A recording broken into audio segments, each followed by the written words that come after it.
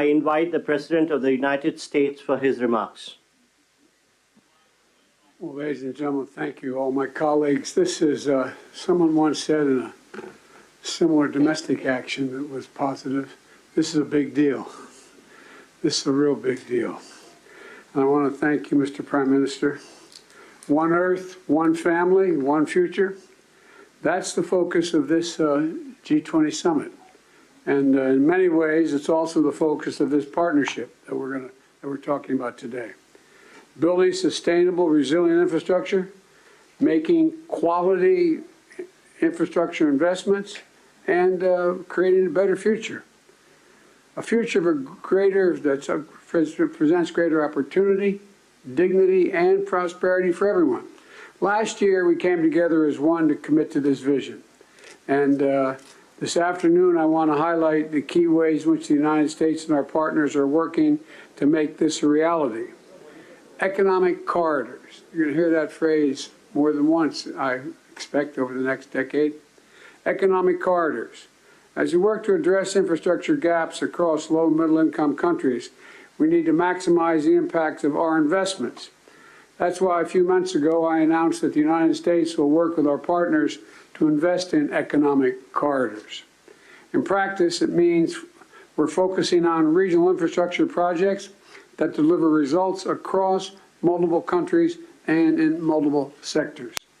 And today I'm proud to announce that we've finalized a historic agreement for a new India, Middle East, Europe economic corridor. As a key part of this corridor, we're going to invest in ships and rail that extends from India all the way to Europe, connected by the UAE, Saudi Arabia, Jordan, and Israel. Bridging ports across 2 continents, unlocking endless opportunities, including making it far easier to trade, export clean energy, expand access to reliable, clean electricity, lay cables that will connect communities and secure a stable internet, contributing to a more stable, more prosperous, and integrated Middle East. And I want to thank the sponsors. And I particularly want to thank Prime Minister Modi and the Crown Prince of Saudi Arabia, Mohammed bin Salman, and President von der Leyen and the European Commissions. And since he's not speaking today, I wanted to, well, maybe he is speaking today. I had a note he wasn't speaking. At any rate, I'm going to stop there.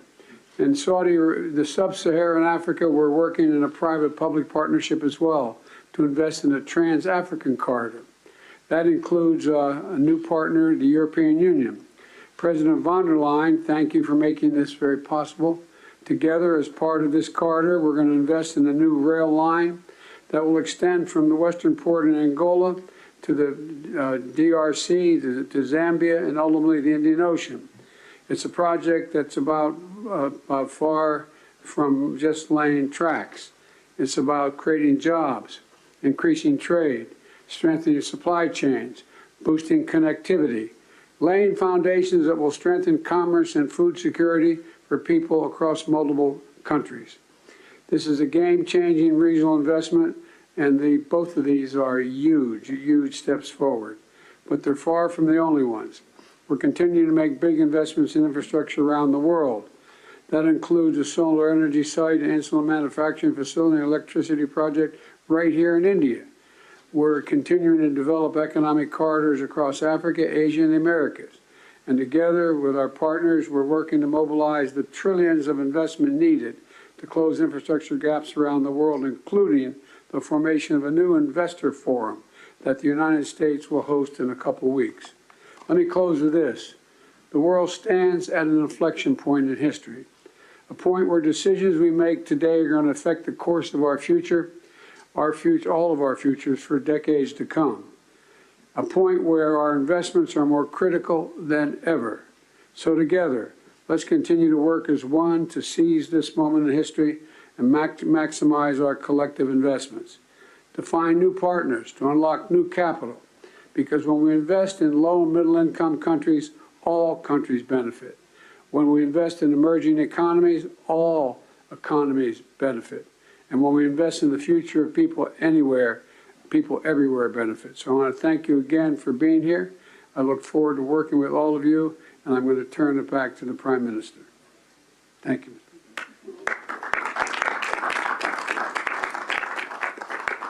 Thank you, Excellency.